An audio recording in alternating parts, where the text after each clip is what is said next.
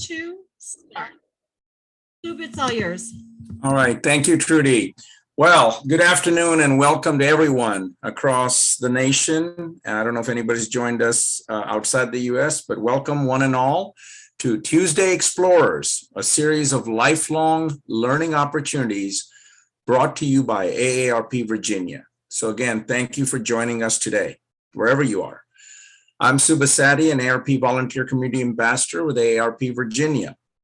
AARP is here to make your voice heard and provide information and resources on the issues that matter and to connect you with fun learning opportunities.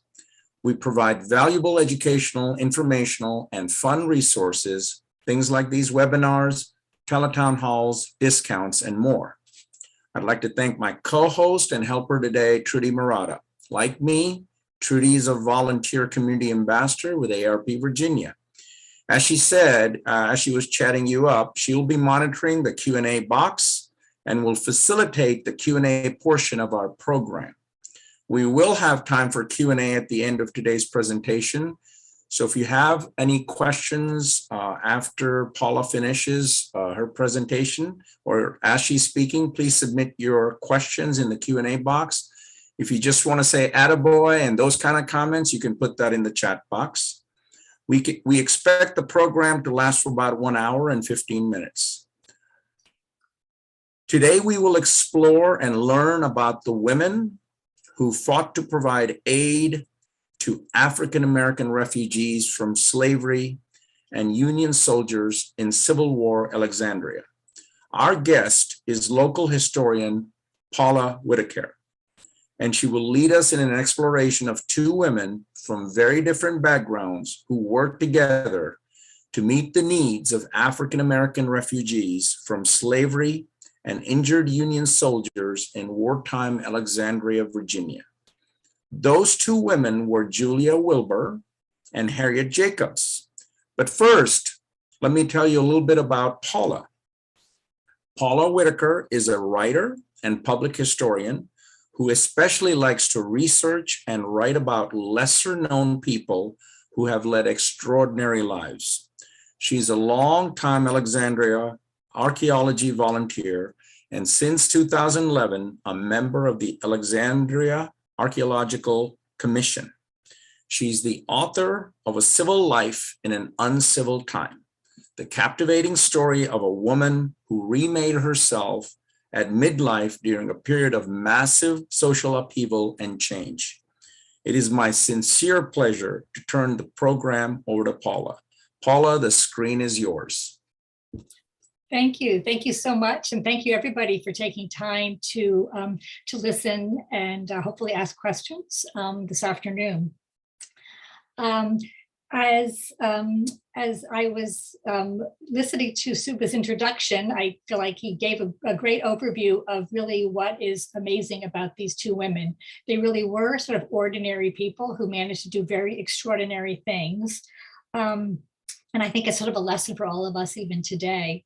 Another thing that I think is relevant today is they both went into a situation, kind of a city that was dealing with disease and with conflict. And that's certainly been something that we've been dealing with both here and abroad, in the last couple of years. From the description of the states that people have come from, I'm thinking that maybe some of you are very familiar with Civil War and Civil War in Alexandria, and some of you are maybe not. Some of you might already have heard of Harriet Jacobs and Julia Wilbur, and for some of you this is new. What I'm hoping to do is give you an overview of both of their lives. These portraits are maybe a good start. Harriet Jacobs is here seated. It's very late in her life. It's in the 1890s. And Julia Wilbur, the kind of cameo shot, was taken in the early 1860s. Now they both look very demure in this picture, in their pictures, but I'm here to tell you that that was most definitely not the case. I'm also going to be talking a little bit about the primary sources for a lot of this material, and I'll put the links on at the end. For Harriet Jacobs, the main way we know about her early life is through her own autobiography, which she published as Incidents in the Life of a Slave Girl. This is a copy of the cover of the first edition in 1861. You'll see it says written by herself. She actually published it under a pseudonym, although at the time it was understood that she wrote it and that it was based on this situation in her own life. As for Julia Wilbur, the main primary source we have are her diaries. She kept day-to-day accounts of her life beginning when she was about 30 years old. So fortunately, we don't have her early years, but we certainly have from 1830 until her death in 1895. This is an example of just one of the diaries. The originals are at Haverford College because a great nephew was a professor there and donated them in the early 1980s. I transcribed these diaries. That's how I actually first got involved in the project. And again, at the end, I'll give you a link to the transcriptions if you'd like to take a look at them. And then I want to just introduce you very briefly to Alexandria right now. This was a picture from 1863. It was Union occupied, and because of that, about 7,000 people escaping slavery came into the town. So when Julia Wilbur and Harriet Jacobs came to Alexandria, what their mission was to help people escaping slavery, kind of working as relief agents. What I want to tell you is who they were, what brought them to Alexandria, what they accomplished, and what happened to them afterwards. So I'm going to start with Harriet Jacobs. Harriet was born around 1813 in the town of Edenton, North Carolina. I have a sort of an old map that's going to show kind of where it was. It was right on the Albemarle Sound in northeastern North Carolina, for those of you familiar with the area. She was born into slavery, and her first was owner was a quote benevolent owner who taught her to read and to sew. She was a single woman. Gave her obviously lifelong skills, but on her deathbed, rather than setting her free, she bequeathed Harriet to another family member, her 3-year-old niece, Mary Norcom. And so Harriet Jacobs ended up entering the household of James Norcom, who was a physician, kind of a town leader, and Mary's father. In the meantime, Harriet Jacobs' grandmother had managed to purchase her own freedom in 1828, and she operated a small bakery. She owned her own building, which is obviously very rare for any woman, and particularly an African-American woman at the time. But she was powerless to liberate Harriet and her other family members. At age 15, again, still living with the Norcoms, she describes what is a, quote, sad epic in the life of a slave girl. And by what she meant was that basically James Norcom started trying to go after her sexually, trying to assault her, and she was extremely vulnerable. She chose a different route. She entered a relationship with a prominent, another white man in the town, a man named Samuel Sawyer, as a way to sort of protect herself against Norcom. As she wrote in her book, it seems less degrading to give oneself than to submit to compulsion. She had 2 children with Samuel Sawyer, a son named John, born in 1829, and a daughter named Louisa, born in 1833. And throughout her life, she was a fiercely devoted mother to these 2 children. Things started to get worse, however. Norcom was infuriated by Harriet Jacobs trying to take life into her own hands, and sent her to his son's plantation outside of town. He said he would send the children there too to, quote, break them in. And this really caused Harriet to figure out she had to do something else. In 1835, she managed to escape from the plantation. She escaped from slavery. This was an ad that Norcom placed in the paper. I'm not sure if people are familiar, but these quote unquote runaway slave ads were common in newspapers. Unfortunately, not common enough in that not that many people were able to escape, but Harriet did manage to do that. He assumed that she had left town. The fact is, however, she had not left town. She had actually stayed in Edenton. She escaped into a swamp for a few days. Then she made her way back to her grandmother's bakery, her small building. And an uncle was able to build sort of an attic hideaway at the top of the building. The building no longer exists, but this is about where it is, streetwise in the town of Edenton. Now, this string kind of rectangle is the size of the attic where Harriet hid. We took a walking tour, my husband also there, and the guide from the tour. And he was able to show us using string, the size of the space was about 9 by 7 by 3 feet. The assumption was that Harriet was going to stay in this, area for a couple of weeks or possibly a couple months until she could be spirited out of Edenton, but it was never really safe for her to do so. She ended up staying in this small space for 6 years and 11 months, almost 7 years. It seems kind of unbelievable. Finally, the family was able to find a sea captain who would kind of smuggle Harriet Jacobs out of Edenton to go north. It was what was called the Maritime Underground Railroad. She ended up going to Philadelphia, and from Philadelphia headed to New York City. Here she tried to create a life of freedom. She lived in constant fear, which was justified that Norcom, her quote slave holder, would be coming after her, and he did on several occasions, but fortunately never successfully. She found a job as a nanny in the home of Nathaniel Parker Willis, who's pictured here. He was a best-selling author at the time. It's kind of coincidence that she became an author, and here she was living in, someone who at the time was a household name. Obviously, we're not really that familiar with him today. He was amiable enough, but he was definitely not an abolitionist. In fact, he was quite an apologist for slavery. Fortunately for Harriet, however, he married 2 women who were much more extraordinary and much more supportive of her. His first wife was a British woman named Mary.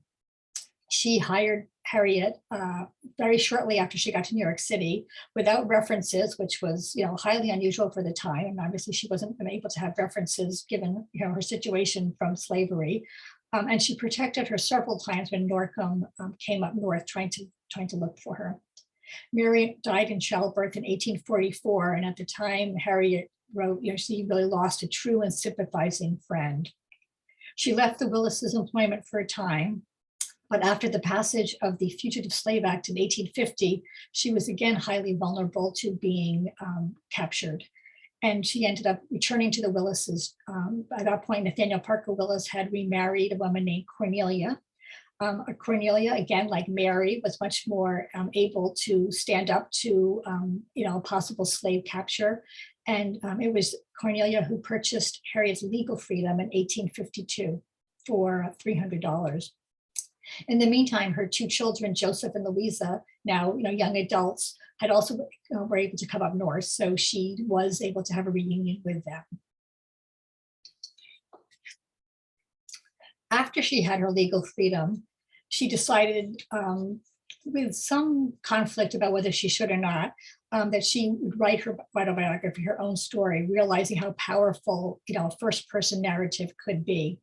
She was working for the Willises again in a mansion on the Hudson River above New York City. So the irony is that Nathaniel Parker Willis was kind of penning his bestsellers in his library, and she was upstairs in the wee hours of the night after she worked a long day for the Willises trying to write her story. It took her many years to do this. When she finally succeeded, when she finally completed it, the challenge was to find a publisher, which as a Black woman was not going to be an easy thing to do. She decided not to confide in Nathaniel Parker Willis, either not thinking or perhaps correctly assuming that he would not really help her. But fortunately, through the abolitionist William Nell in Boston, Nell put her in contact with Lydia Maria Child, who was another kind of famous abolitionist author of the time. She was publishing at one point a newspaper called the Anti-Slavery Standard.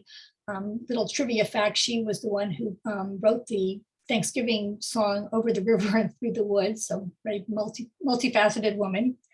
A publisher agreed that he would publish the book if she was able to get a foreword from a white woman. Basically, it was trying to get the imprimatur of, not letting her speak for herself, but she realized that this is, if she wanted to get the book published, this is what she would do. Lydia Maria Child agreed to write the foreword and to kind of serve as an editor and as an agent for the book. It was published in 1861. Again, we saw the front leaf earlier in this little slide series. It got good reviews in the abolitionist press, but sales were kind of disappointing, in part because at this point, 1861, there was so much else going on in the country, and the Civil War was starting up. It kind of almost got like sort of lost in all the other kind of things that were going on. One thing that I find, again, this kind of gives an indication of who Harriet Jacobs was, that even though she was sort of reluctant about publishing it at first, once she decided to do it, she went into it, all the way. She purchased the plates from the publisher when he went out of business, and so they could always be in print, and she was very actively promoting her work. So that brings us to 1861 and to the life of Harriet Jacobs. She's in her 40s. I'm going to now kind of go backwards in time and bring you up to date about Julia Wilbur. So again, Julia was about the same age as Harriet Jacobs, born in 1815. Very different circumstances. She was born in Dutchess County, New York, near Poughkeepsie, in a large Quaker family. She was the third oldest of 10 children. 3 were boys, 7 were girls, and she was the only one who didn't marry. So she really kind of became the dutiful daughter, helping to take care of other family members as needed. She had some education, but it was spotty, very typical for a girl at the time, go a year here, a year there, but certainly, loved reading and learning. When she was about 13, her family bought a farm in the small town of Rush, which is outside of Rochester, New York. That arrow shows, I know it's kind of hard to see on screen, but it says S. Wilbur. That was kind of where their farm was, right at the county line. And this picture is actually of the house where they moved to, with lots of additions over the years. I was fortunate to go when I went up there for a research trip, find out that the house was still standing. It's on private property, and was able to kind of take a look at it and kind of imagine her there, because there were some troubled times in this house. Her father came down with an eye disease. I have a cousin who's an ophthalmologist who sort of conjectures that it was trachoma, something that would be very treatable now, but certainly wasn't then.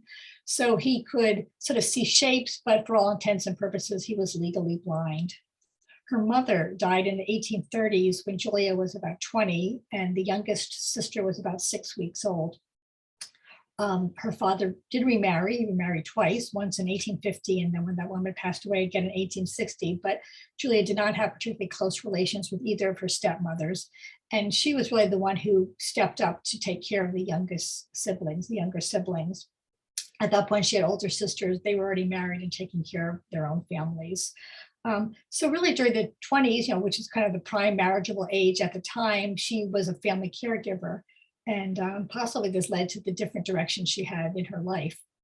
When she was 29, finally, in 1844, she realized that she could go on her own. The siblings were old enough, and she decided to move to the big city and be a teacher.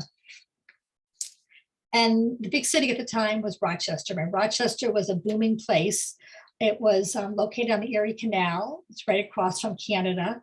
Lots of manufacturing going on, lots of new people coming and going. I think it was within the 19th largest city in the United States at the time.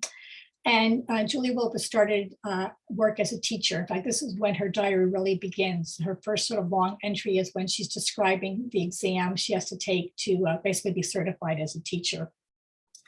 She worked in a number of public schools and also private schools. She unsuccessfully tried to integrate 2 schools, and basically was making a life for herself, living in different boarding houses. Occasionally she would live with a brother, with different family members. Very aware of the pay disparity, by the way, between male and female teachers. And she spoke out about it in a teachers meeting, an state educational association meeting in the 1850s. And didn't get anywhere, but was very used to kind of making her views known. It was also a place where, as I say, reform was in the air. Susan B. Anthony and many other early women's rights leaders lived in and around Rochester. Was on the circuit for all sorts of lectures and performances. Frederick Douglass moved to Rochester to publish his North Star newspaper, in part because of the activist and abolitionist atmosphere of Rochester. And Julia in her 30s and 40s really started getting involved in all of this. You know, she often wrote about like teaching during the day and then going off to a lecture at night. In 1848, by the way, Harriet Jacobs, a brother, moved to Rochester to work for Frederick Douglass, and Harriet Jacobs was actually in Rochester for about 10 months. And Julia writes just one line in her diary that she met her that day, little knowing that how their fates would cross, you know, about 15 years down the road. One of the many organizations that was active at the time was a group called the Rochester Ladies Anti-Slavery Society. There were groups like this throughout the North. You know, women who wanted to take a stand, wanted to be active politically, were basically shut out of the political sphere, and so were finding their own ways to get active. They raised about $1,500 a year, which was pretty good for that time, with festivals, lectures. They did sort of an autograph book with kind of celebrity, you know, getting celebrity signatures. And they used the money to support the North Star, to support Frederick Douglass's newspaper. Sometimes to give money to fugitive slaves that were crossing through Rochester, and various other activities. Julia became very active in this group. She was a corresponding secretary for a while. You know, she talks about going to all the different meetings. But in 1858, her family again pulls her back to the farm. This is when one of her sisters died in childbirth, leaving a toddler named Frida, like a 2-year-old girl. And it was decided that Julia would return to the farm, and she would be responsible for taking care of Frida. And she embraced this willingly. I mean, this was kind of the daughter that she didn't have, she never would have. She was talking about how she would raise her. I mean, just full of high hopes about all this. And sad, obviously, that her sister had passed away. And this was what she expected her life to be. Now, we would say today that, of course, the girl's father would be, involved in raising his daughter. This was not the norm for the time. And at first, he did agree to it, but he 2 years later decided he would reclaim his daughter. The name of this would be basically Julia's brother-in-law. His name was Revilo Bigelow. Sometimes you can't even make up these kind of names, but Revilo came to the farm in 1860 after Frida had lived there for about 2 years, and said he was going to take Frida back to his own farm about 30 or 40 miles away. And Julia was just bereft. I mean, reading through her diaries, from our vantage point, and she really went into a deep depression. I mean, she was in a tailspin. She was not getting along with any of her other family members, very aimless, did not go back to teaching, did not go back to Rochester, very unsure about what she would do in life. In 1861, she writes, "There's disunion of the country doesn't bother me. There's too much disunion at home." But of course, we know that there was a great amount of disunion in the country. And this kind of gets us down to Alexandria. For those of you unfamiliar with where we are, it is basically right across from Washington, D.C. on the Potomac River. So it was just once Virginia seceded from the Union, it was just too strategic a location for the Union to let, just sort of sit there as, being part of the Confederacy. And it was occupied by the Union basically for the beginning of the Civil War to the end. Before the war, Alexandria had a population of about 12,000 people. About 10,000 were white, about 3,000 were Black. And of those 3,000, about 50% were enslaved and about 50% were free. So it did have a fairly large free Black population, particularly considering it was a town in Virginia. It also unfortunately had a distinction of being a center of the slave trade, the interstate slave trade, people going down to New Orleans. And last year, there was a Tuesday Explorers by Pam Cressy, this former city archaeologist from Alexandria, who spoke a lot about this history. And I'm sure it's probably still on the AARP website or the YouTube channel. But that was kind of what was going on in 1861. Another thing that would happen because of this Union occupation is that if African Americans escaping slavery managed to get into Alexandria, or get into any Union occupied territory, they would not be returned to slavery. So folks started coming into Alexandria in the summer of 1861. Often, just as as is said here, one woman says she did not wait for a bonnet or anything. She brought away 6 children, 3 of her own and 3 of her sisters who was dead. Just split second, kind of brave decisions to get here. Unfortunately, once they got here, they were dealing with, issues of lack of housing, lack of food, disease, poverty persisted. As Harriet Jacobs wrote, just trust them, make them free, just give them a chance.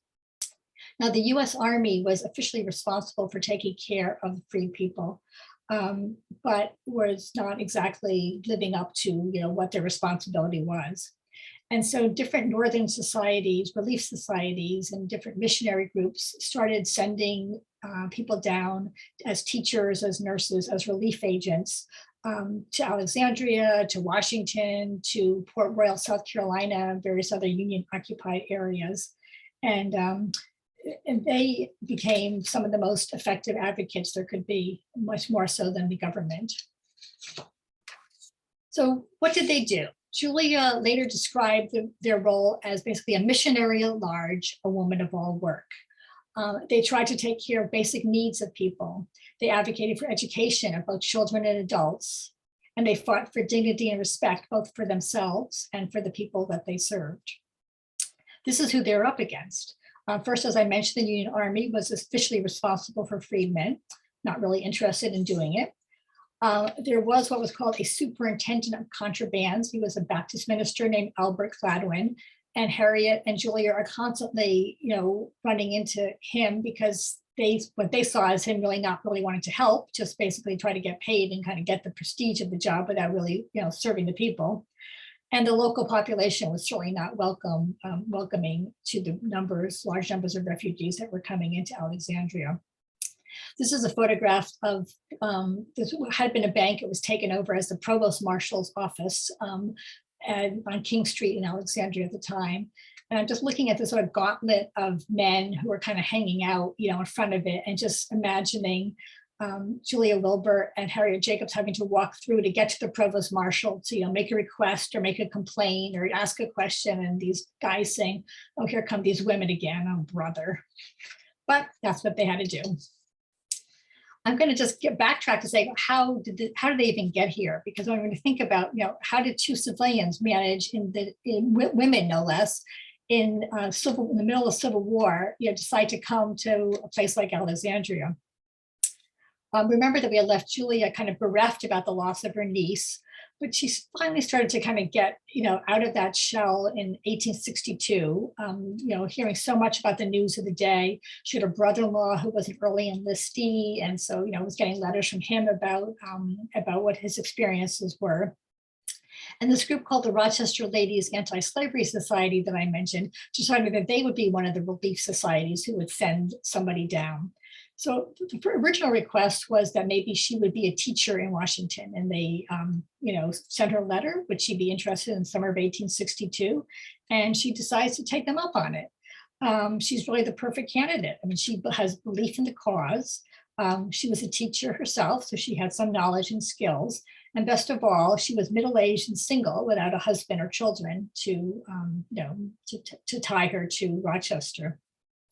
It was a very ill-defined role. She got to Washington in October of 1862. She had some letters of introduction for a freedmen's group that was in Washington, and they suggested that she come to Alexandria, that the need was far greater on this side of the Potomac. So she did kind of exploratory mission at the end of October of 1862, realizes things are not in good shape, but decides that she would, that she would try to do what she could.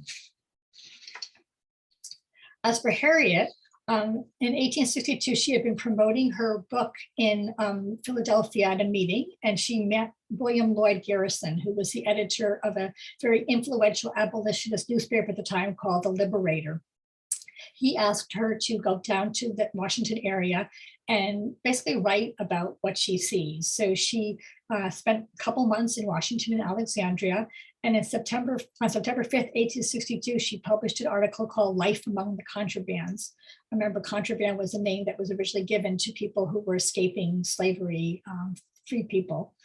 Besides making people aware of the situation, she realized that she herself wanted to get more involved, that she liked, being able to kind of get right in and to do her part. So a few months later, the New York Friends Society, basically a Quaker society in New York City, decided that they, like the Rochester group, would send a relief agent to Alexandria, and they asked Harriet if she would come on their behalf. So Julia Wilbur got to Alexandria in November of 1862, and in early January of 1863, Harriet Jacobs came as well. Both women stayed until 1865, kind of creating their jobs as they went along. Now, as I said, they were not the only people doing this. There were relief agents, working in not only in the Washington area, but in other places. But what makes them remarkable is, first of all, they really did stay in the same place for several years. I mean, not just for a couple of weeks or a couple of months. They were very visible in the community. They worked together as a Black woman and a white woman. And again, this was also highly unusual for the time. And they both, had records between the diaries and different letters of what they did. And these records still exist today. So as I mentioned, one of the first things they felt they needed to do was help with housing. They both had commented when they came here that people were just living literally on the floors of schoolhouses, out in the streets, in really small shanties. The Army had already decided to build some barracks, what they call contraband barracks. And these were they were in Prince Street in Alexandria, for those familiar with the area. One of the first things that Julia did was advocate for them to actually get these things constructed. I mean, they were sort of subject to all these delays for, week after week. As in addition, the initial plan was basically to have that upper floor just be one huge room, everyone sort of sleeping together. And she advocated for separate rooms. I mean, just to have the dignity of kind of having your own room for, your family. Harriet and Julia also requested a separate space for young women who were particularly vulnerable being on their own. And a few months later, they also advocated to set up a room for orphans, and they hired several matrons, basically other Black women who could take care of them. Another thing that they were always fighting about was Reverend Gladwin, who I mentioned was the superintendent of contraband, was constantly kind of bullying people, saying he was going to charge rent, saying he was going to evict people. And they were, having to just say, you got to give people a chance. You just can't turn them out as soon as they get here. Another role that they had was for help with clothing and healthcare. As I mentioned, people basically left with the clothes on their back from where they were. Both Harriet and Julia would advocate, get donations from north, they'd ask for barrels of clothes and bedding and that kind of thing. A couple times they had to sort of send letters to some of these societies, sending things like just don't, sort of like what we hear about today, just make sure you send things that are nice. I mean, not just your junkiest cast-offs.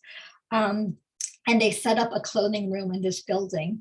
On the sort of older version of it, you'll see they were given the south side of the building to set up a clothing room kind of on the first floor. They both lived there at various times. The north side was used as a hospital, was used for offices. People were using using all sorts of purposes for this building. On the right, you'll see that it still stands. It's on the corner of Washington and Wolf Street, or near the corner of Washington and Wolf Streets in Old Town Alexandria.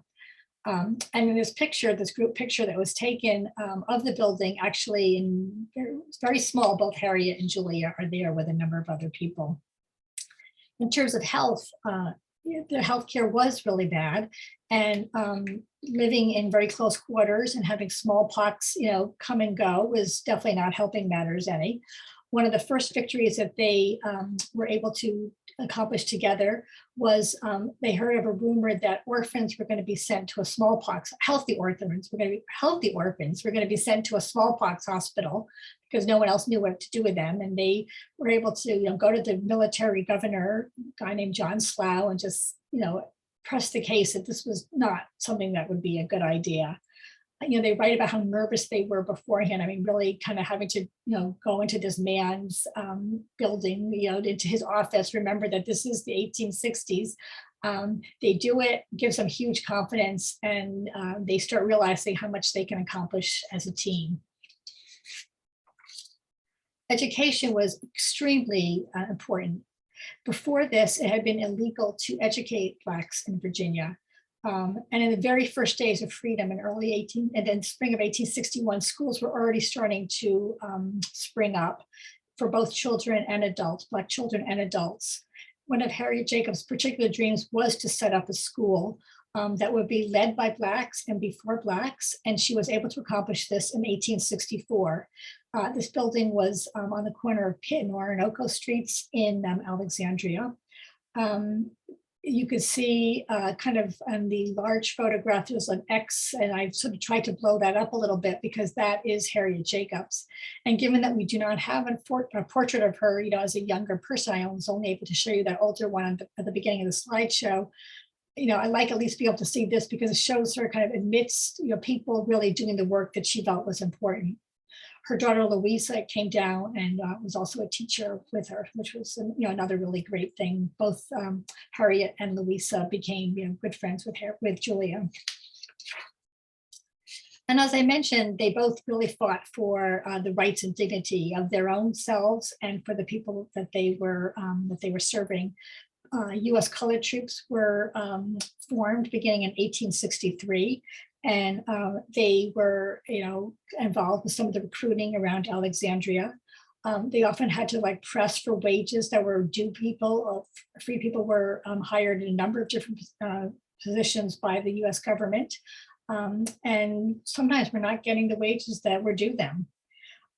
They were having to work against Albert Gladwin to get this respect for people that they felt was required, and protesting mistreatment where they saw it. This is what they were up against. One such situation happened in April of 1863 when they went to a place called Slave Pen, which indeed had been a slave trading center before the Civil War. It was used as kind of a lockup place, temporary quarters. It's just for a number of purposes.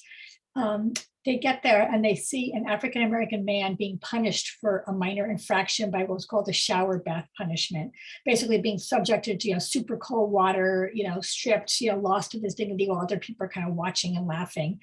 And they learned that this shower bath treatment had been used against Black women. And then to kind of add insult to injury, one of the soldiers says, "Oh, don't worry, we'd never do it to a white woman." It's like, like a Black woman is not a woman. It just was just, one thing after another. Julia ended up writing a formal letter of complaint to the Assistant Secretary of War, a guy named P.H. Watson, outraged about just the whole treatment of freed people, and particularly about Gladwin. The matter was sent back to the military general and the provost marshal to investigate. So basically, H.H. Wells and General Slough are investigating their own behaviors, or the behaviors of their people. And of course, they're not going to, find anything at fault. This letter was in the National Archives, and it says in part, Miss Wilbur seems to labor under the belief that the chief object is to make life easy and obtain for them with the largest possible grants from the government. I am compelled to say that while respecting Miss Wilbur's goodness of heart and brewed benevolence, I regard her as an interfering and troublesome person. And again, this did not go well in their favor, but they had to keep on doing what they had to do. Another thing that they encountered a lot was death.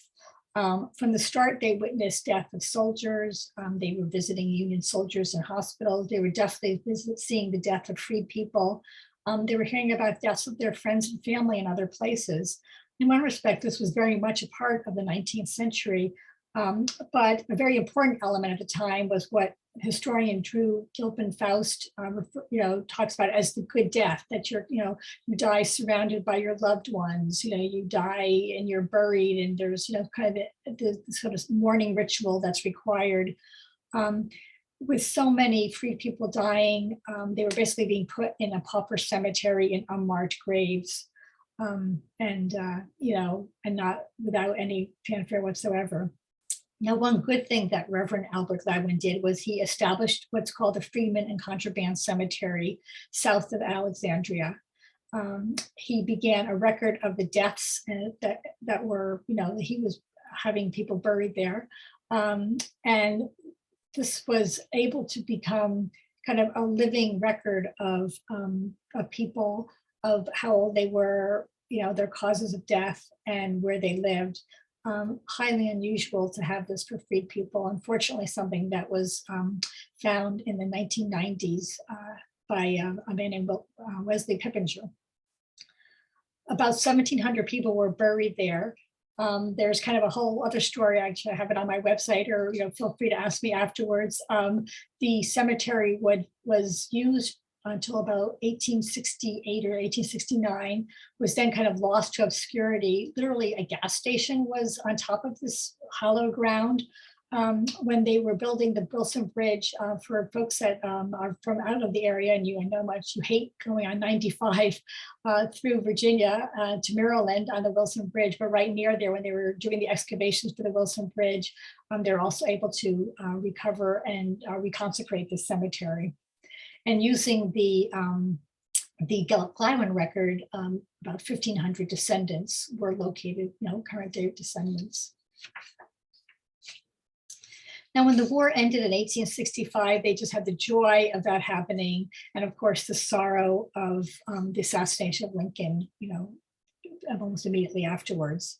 In May of 1865, Harriet, her daughter Louisa, and Julia, along with 3 other women, decided to go to Richmond, which had, of course, fallen just about a month before, and do the kind of relief mission that they did in Alexandria. They would kind of see what they could do to help, recently freed people, see about getting clothes donated, and kind of help where they could.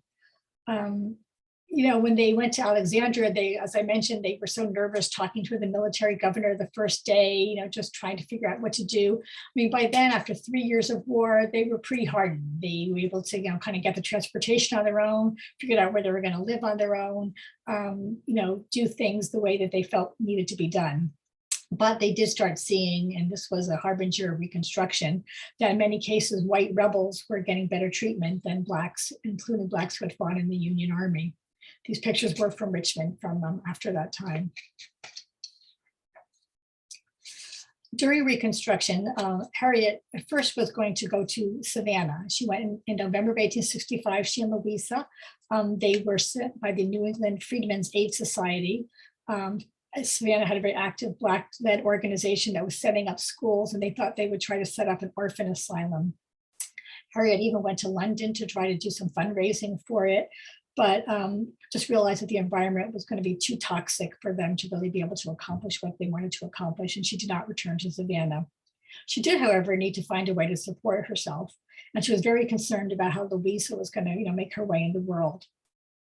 She went back to work for the Willises for a very brief period of time. She thought about returning to Edenton, but realized that there was just really no place for her there, and then decided to move to Cambridge, Massachusetts. At the time, her brother was living there. She set up a boarding house for Harvard students and faculty, and really kind of enjoyed doing that.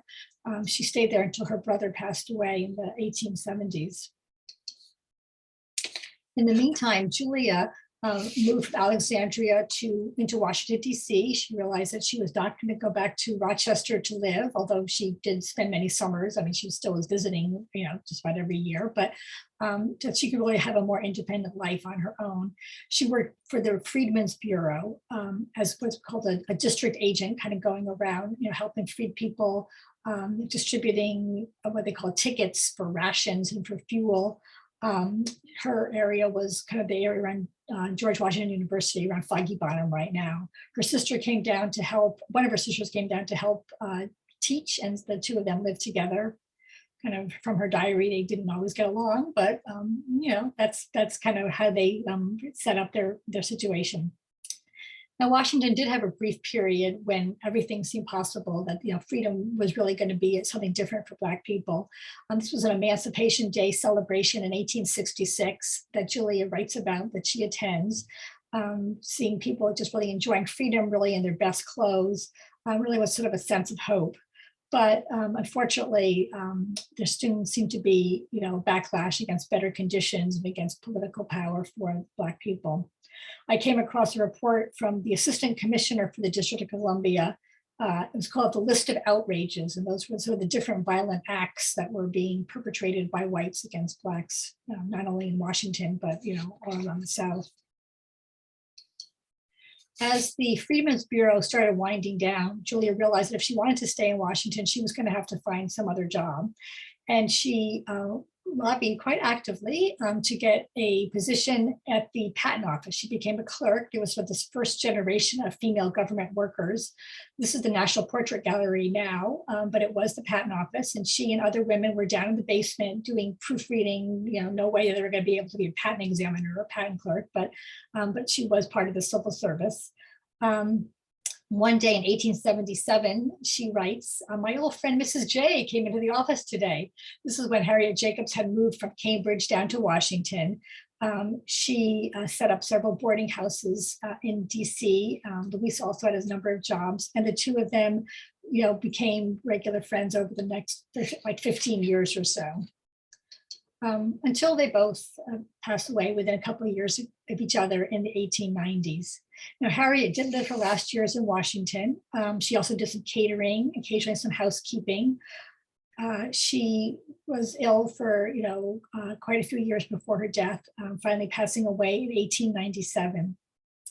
Now, her obituaries that I have found don't really talk about some of her work in Alexandria, but a eulogy by a noted reverend at the time, Reverend Francis Kripke, says, there was never any danger of overlooking her or mistaking her for anybody else. She did her own thinking, had opinions of her own, and held to them with great tenacity. And both she and Louisa are buried in Mount Auburn Cemetery in Cambridge, the very famous cemetery in Cambridge, Massachusetts. Now, for many years, the authorship of Incidents in the Life of a Slave Girl was lost. It was believed that it was, maybe a work of fiction by Lydia Child, kind of a la Harriet Beecher Stowe's Uncle Tom Cabin, until the mid-1960s, when Jean Fagan Yellen started to prove the connection of Harriet Jacobs and the true story of Incidents in the Life of a Slave Girl. Now, if you go on Amazon, you would see, a dozen different versions of Incidents in the Life of a Slave Girl, restored to its position as a true slave narrative along the lines of that of Frederick Douglass. As for Julia, she also remained in DC until she died in 1895, and she actually worked until just a couple months before her death. In 1869, with a small group of Black and white women, she attempted to register to vote in Washington, and was active in the suffrage movement throughout her later years. Her obituary says, in part, for many years, she engaged in active partisan labor for the cause of freedom. It was intimately associated with all the great anti-slavery leaders and workers of the time. The breaking out of the war brought her to Washington, where she labored long for the amelioration of the Negroes and the relief of the sick and wounded soldiers. And she's buried in a family plot in Avon, near Rochester. Now, just as Harriet would probably be amazed that her book is on Amazon after all these years, what would Julia think? I often wonder that we're quoting from her diary, here in 2022. Honestly, I think she would love it. I don't want to end with their deaths, though. I'm going to just end with a little bit more about their lives. This was a flag that Julia had sewn that was used, either this particular flag or one very much like it was actually used in Alexandria during a recruiting meeting for members of the US colored troops. And a reporter of the time, passes through and describes what their work is what they are doing. These two ladies have been energetically occupied in this self-sacrificing work. So I have written about the story of the two of them in a book called A Civil Life in an Uncivil Time. I feel like that's what they were both trying to do. Certainly that's what Julia was trying to do. And I felt as I was writing the book, that's kind of what they're calling us to do as well. I also do a e-newsletter called Discovering Lives. I invite you to help me discover lives of women like these. I'm always looking for suggestions and want to publicize other people's work as well. And just some of the URLs for places that you can go to. Again, my own website, Alexandria during the Civil War has a lot of different first-person accounts. We also have the transcripts of the Julia Wilbur diaries on there. And then Harriet Jacobs' Incidents in the Life of a Slave Girl, the text of her book is on documenting the South, which is part of the University of North Carolina, archives there. And with that, I will stop sharing my screen and be happy to take any questions. Very good. That was fantastic, Paula. Thank you so much. One of the questions had to do with books about these women. You've obviously answered those, and we can make that information available back on screen if we need to. Are you aware of these women being mentioned or anything about their lives in any movies that relate to that time frame, Paula? Well, there was a PBS series called Mercy Street that was on for a couple of years, and one of the characters was based on the life of Harriet Jacobs. There's also a biography of Eugene Fagan Yellen, who was the person I mentioned who had done so much work in establishing the authorship of Incidents of the Life of a Slave Girl. Wrote a biography of Harriet Jacobs, was published in 2004, and it is excellent. So I recommend that one as well. And there is a book I believe that is being written about Harriet Jacobs and Harriet Beecher Stowe. So that's something to look for in the next year or so. Very good. Did Harriet or either one of them, did you mention whether they had children? And do you know anything about their ancestors that might still be with us? Sure. Well, Harriet had two children, Joseph and Louisa. Joseph, unfortunately, went to Australia to the kind of the gold rush of Australia and was lost. And this was like a heartache of hers. I mean, she tried so many different times to try to find him and never conclusively, discover what happened to him. And presumably he died there. Louisa did not have children, so there were no direct descendants. Julia did not have children, but had many nieces and nephews that she was very close to. And in fact, I was able to make contact with several of the great nephews and nieces in writing this book. Two of whom in particular really helped me with kind of family tree type things. And because of a great nephew who was a longtime professor at Haverford, a man named Douglas Steer, that's how the diaries ended up, being at Haverford. Interesting. Okay. I have a question. How were Harriet's children able to make their way up north?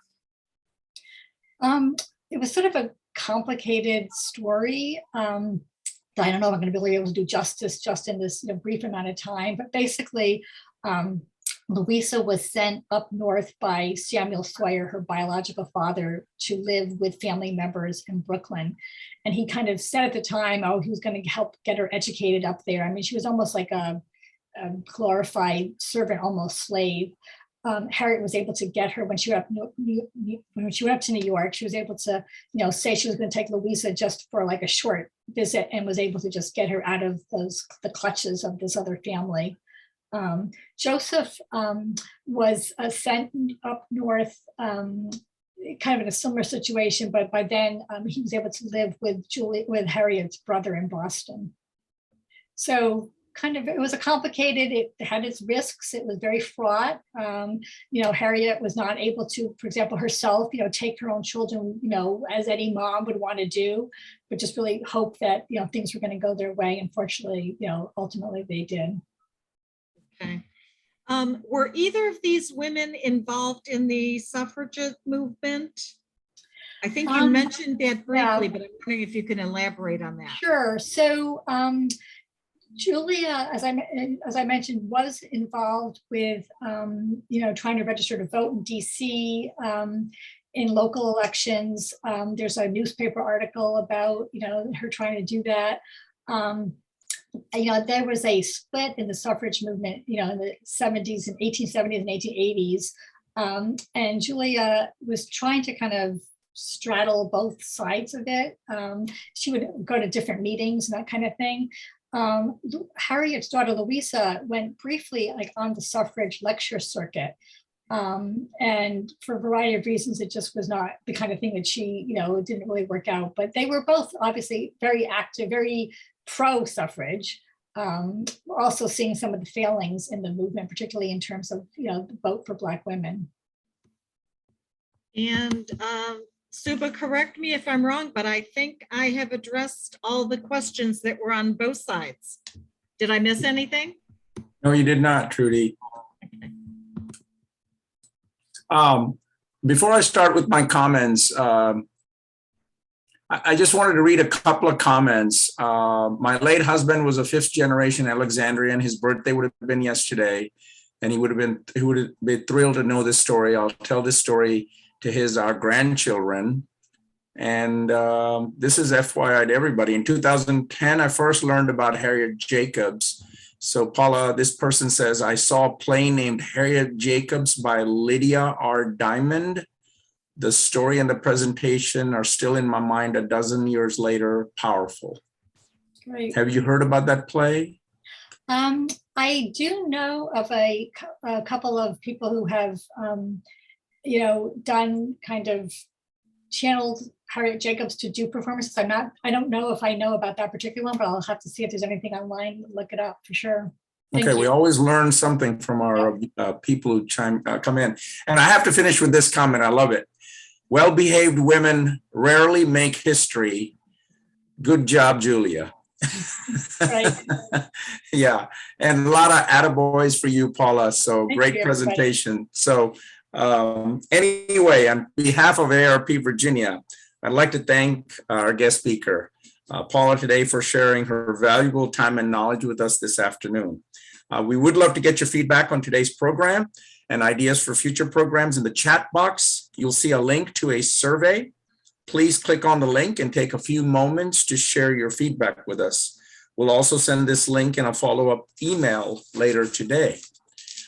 We invite you to continue exploring with ARP Virginia. Next week, we will take a live virtual tour of the National Museum of the Marine Corps located in Prince William County, Virginia, and we'll explore the role of the United States Marine Corps in world history.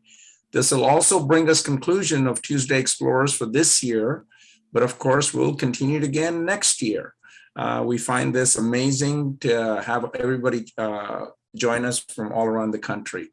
So once again, Paula, thank you so much. Thank you everybody for joining us. So until next time, we encourage you to stay curious and keep exploring. Thank you, everybody.